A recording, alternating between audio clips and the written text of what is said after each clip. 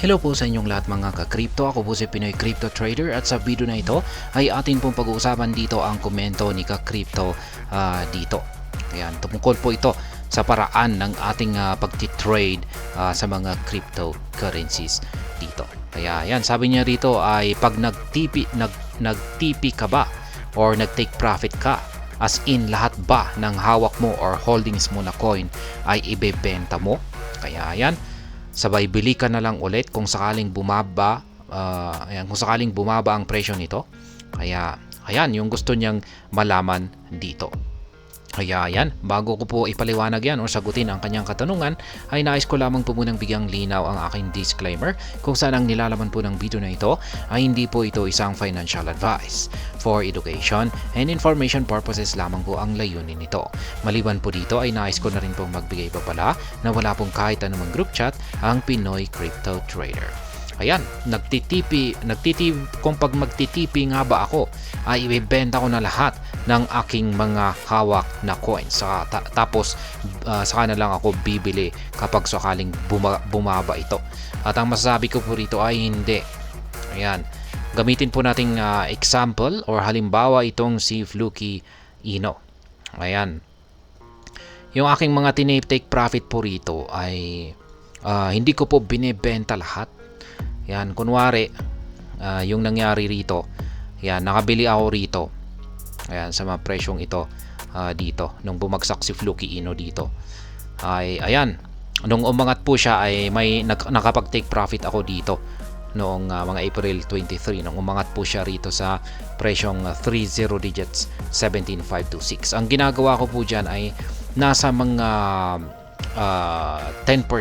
Yan. Sabihin na po natin na nasa 5 to 10% yung aking tinitake profit dito. Money management po kasi yan. Ipapaliwanag ko po mamaya. Pero basta mga nasa range po na kung minsan ay nasa 3 or 2 to 10%.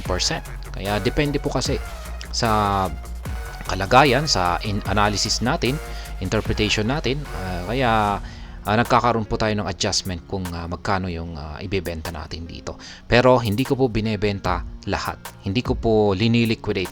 Yung tawag po dyan kung pag ibebenta natin lahat ay liquidation na po yan. Ayan, yung ibebenta natin ng simot or yung talagang wala na talagang matitira. Kaya sabihin natin na yan, gamitin natin itong ating calculator ni Google. Sabihin natin ay meron akong 5 million na amount ng Fluky Ino tokens. Ayan, ilan ba yan? 5 million. Ayan, 3 0. Tapos 3 0. Ayan, napasobra yata.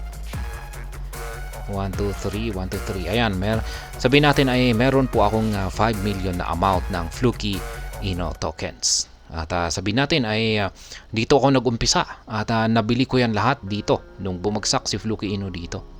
Si Fluky Ino. Ngayon nung umangat siya rito ay ayan, naisipan kong mag-take profit dito ng sabihin natin ay 10% or 5%. Sabihin na natin ay 5% kasi nakikita po natin dito na mataas ang posibilidad na magpapatuloy ito sa kanyang pag-angat sa presyo. Kaya kung pag ganyan po na yan po yung aking gustong ipaliwanag kanina rito kung bakit nagbabago. Kung pag nakikita po natin na mataas yung posibilidad na ito ay magpapatuloy sa kanyang pag-angat sa presyo, ay medyo maliit po yung aking take profit. Pwede na rin sa mga 5%. Kaya ayan, balikan natin yung calculator natin, yung 5 million. Ayan, ay multiply po natin ito ng 0.05 kasi yan po yung 5%. Yan po yung multiplier natin sa 5%. Kaya multiply po natin yan ng 0.05. Ayan. Yan po ay 5%. Kaya equals, ayan, yan po yung aking ibebenta dito. 250,000 ayan, na amount ng Fluky Ino tokens. Ayan, yan ang aking ibebenta rito. Ayan. Dito. Ayan. Kaya ang matitira na lamang ay ayan, ulitin natin yung 5 million ayan, minus 250,000. Kaya yan pa po yung natira na aking Fluky Ino tokens. Kaya ibig sabihin ay marami pa akong pwedeng ibenta dito sa itaas. Kaya ayan, kaya hindi po ako mauubusan ng aking binebenta na Fluky Ino tokens. Kaya maski tumaas pa ito ng tumaas, ayan, maski bigla itong nakaranas ng astronomical surge na kung saan ay hindi natin inaasahan, ay ayan, meron pa rin po akong mabebenta at hindi po mauubos yung aking nabili rito. Ayan, nababawasan lang ng nababawasan. Tapos ayan, kapag bumabagsak po siya ay ayan, patuloy lamang po tayong nag-accumulate. Kaya ayan, para kay ka-crypto, kaya hindi ko po binebenta lahat. Ayan, money management lamang po yung pagti-take profit natin. Kung saan ay nasa mga 10% or below.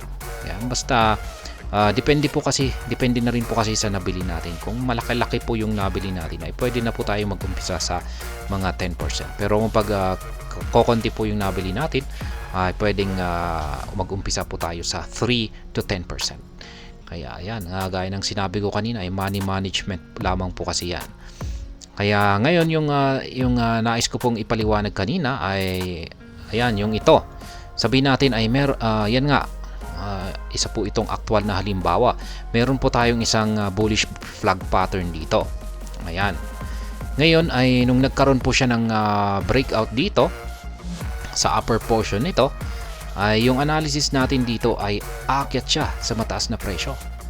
Ayan, aakyatin po niya yung presyong 30 digits 31,539 at pinatamaan na nga po niya ito kahapon lamang. Ngayon, pero nung nandito pa lamang siya, ayan, yung mga take profit natin dito ay ito po ay mababa pa yung mga take profit natin dito.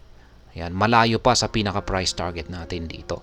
Kaya yung mga take profit ko po rito ay mga nasa 10% and below. 10% and below. Ayan, yung tatlong ito, mga 10% and below po yan.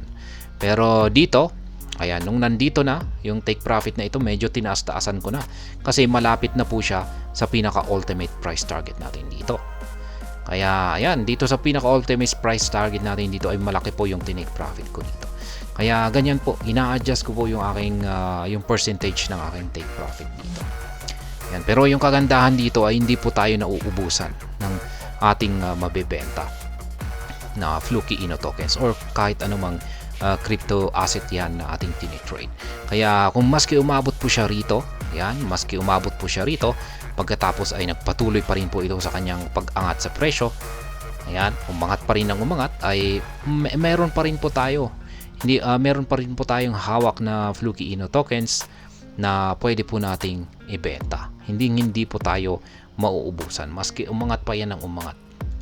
Kaya yan po yung kagandahan sa ating simpleng strategy dito. Kaya ayan, maski umangat po siya dito sa sunod na major resistance line natin ay meron pa yan. Maski umabot pa siya rito ay meron pa yan. Ayan. Kaya ganyan lamang po kasimple yung ating paraan sa pagti-take profit dito kay hindi lamang po kay Fluky Ino, kundi sa buong sa lahat po ng mga cryptocurrencies na ating tinitrade dito. Kaya yan para kay ka-crypto na nagtanong tungkol sa bagay na ito. At ayun, hanggang dito na lamang po tayo sa video na ito. Sana po ay inyong nagustuhan ang aking paliwanag sa video na ito. Kung inyo po itong nagustuhan, ay pakiclick lamang po ang like button ito.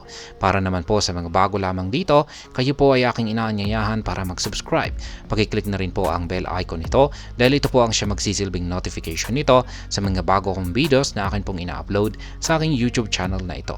Marami pong salamat sa panonood. Ingat po tayo lagi at God bless po sa ating lahat.